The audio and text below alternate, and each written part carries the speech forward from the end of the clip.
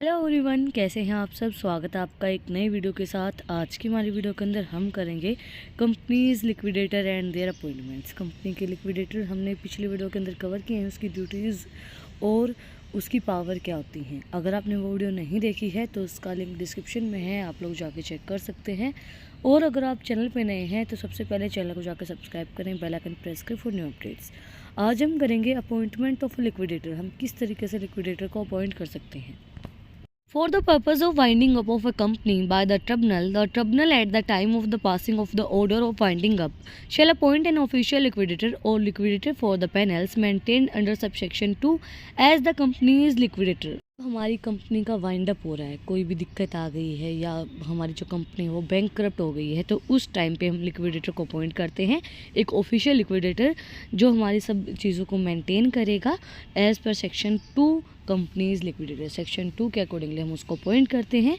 A provisional liquidator or the company's liquidator as the case may shall be appointed by the tribunal for amongst the insolvency professionally registered under the Insolvency and Bankrupt Code 2016। जैसे मैंने आपको बताया, जो हमारा provisional liquidator है वो company का जो लिक्विडेटर है वो अपॉइंट किया जाता है ट्रिब्यूनल के टाइम पे। कोई भी दिक्कत हो गई है या हमारी जो कंपनी है वो इंसॉल्वेंट हो गई है तो उस टाइम पे हम उसको रजिस्टर करवाते हैं इंसॉल्वेंसी एंड बैंकक्रप्ट कोड 2016 के अकॉर्डिंगली।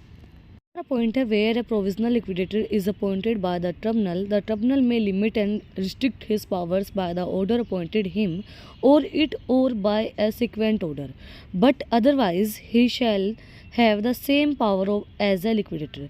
जब हम कोई भी प्रोविजनल लिक्विडेटर को अपॉइंट करते हैं तो अपॉइंटेड किया गया हमने ट्रिब्यूनल के टाइम पे, तो उसकी लिमिट्स होती हैं कि उसके पास इतनी ही पावर होंगी। अगर हमने उसको अपॉइंट किया है उसको ऑर्डर मिलते हैं, अदरवाइज़ हम सेम पावर्स देते हैं लिक्विडेटर को। जिसके भी मतलब अगर कोई प्रोविजनल किया तो उसके पास हम लिमिटेड अमाउंट में पावर देते हैं कि आपके पास सिर्फ यही पावर है।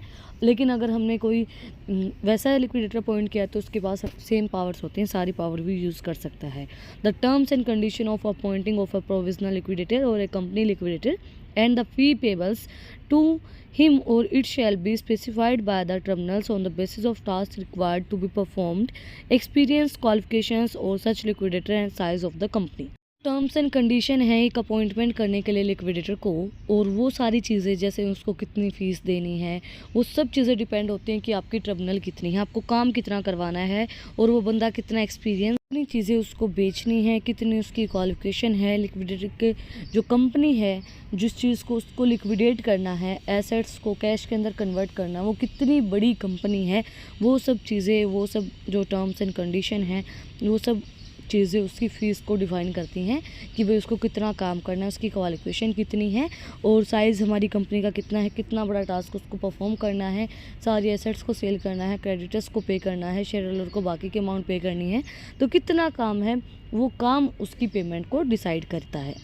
पॉइंट है on appointment as professional liquidator और a company liquidator as the case में be such liquidator shall fill a declaration within 7 days from the date of appointment in prescribed from disclosing conflicts of interest or lack of independence in respect of his appointment, if any, with the tribunal, and such obligations shall continue throughout the terms of his appointment। जब हम company के liquidator को appoint करते हैं तो उस case के अंदर जो लिक्विडेटर है वो डिक्लेरेशन देता है 7 डेज़ की डेट ऑफ अपॉइंटमेंट, जो हमारे प्रिस्क्राइब डिस्क्लोजन कॉन्फ्लिक्ट्स जो भी झगड़े हैं उन सब चीज़ों को दिखाएं, इंडिपेंडेंस को दिखाएं कि भाई कितनी इंडिपेंडेंस है, क्या ट्रिब्यूनल आ रही है कंपनी के अंदर, वो सारी चीज़ें उनके मतलब वो जितनी वो दिखा सकते हैं, जितनी वो बता सकते हैं, जितनी बातें हैं वो सारी चीज़ें जो लिक्विडेटर है उसको बताई जाएँ, और फिर ही तो वो उन सब चीज़ों को सॉल्व करेगा, चीज़ों को वाइंड अप करेगा, चीज़ों को ख़त्म करेगा। लास्ट बट नॉट लीस्ट हमारा स्टेप है while passing a winding up order the tribunal में appoint a professional liquidators if any appointed under the clause of section C of subsection 1 of a company's liquidator for the conduct of the proceeding for the company's winding up of a company। जब हम wind up करते हैं किसी भी company का tribunal के time के ऊपर तो एक हम प्रोफेशनल जो लिक्विडेटर है उसको अपॉइंट करते हैं सेक्शन सी सबसेक्शन 1 के अकॉर्डिंगली, एंड कंपनीज लिक्विडेटर सारी कंडक्ट करते हैं वाइंडिंग अप की जो भी प्रोसेस होती है कंपनी को, वो सारे काम जो होते हैं जब वाइंडिंग अप के ऊपर उसको करने होते हैं, एसेट्स को लिक्विडेट करना, कैश के अंदर कन्वर्ट करना और कंपनी के जो शेयर होल्डर हैं उनको सारी अमाउंट पे करना, क्रेडिटर्स को पे करना, वो सब चीज़ें वो करते हैं।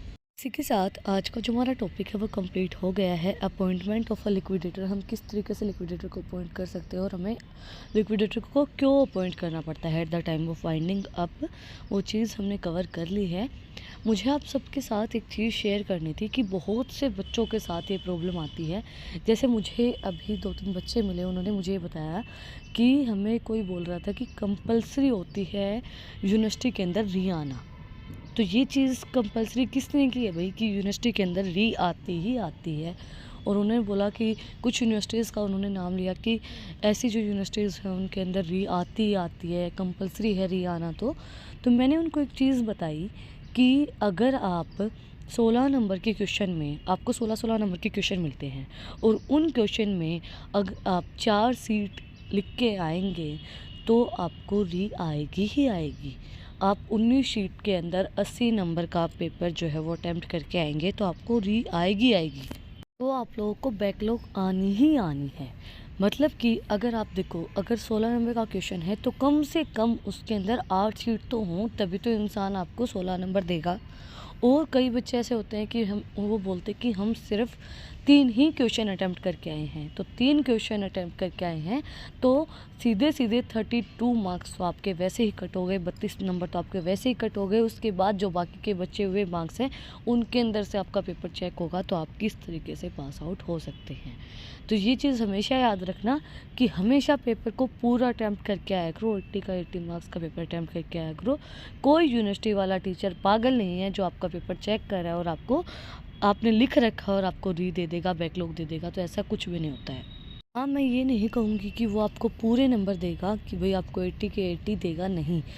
पूरे नंबर कोई भी यूनिवर्सिटी नहीं देती है, बट ऐसा भी नहीं होगा कि आपको बैकलॉग आएगी। ठीक है, अगर आपको आज की वीडियो पसंद आई तो आप लोग को मुझे कमेंट में बताना है कि आपको वीडियो कैसी लगी। कोई भी डाउट है तो वो भी आप लोग कमेंट में मुझसे पूछ सकते हैं।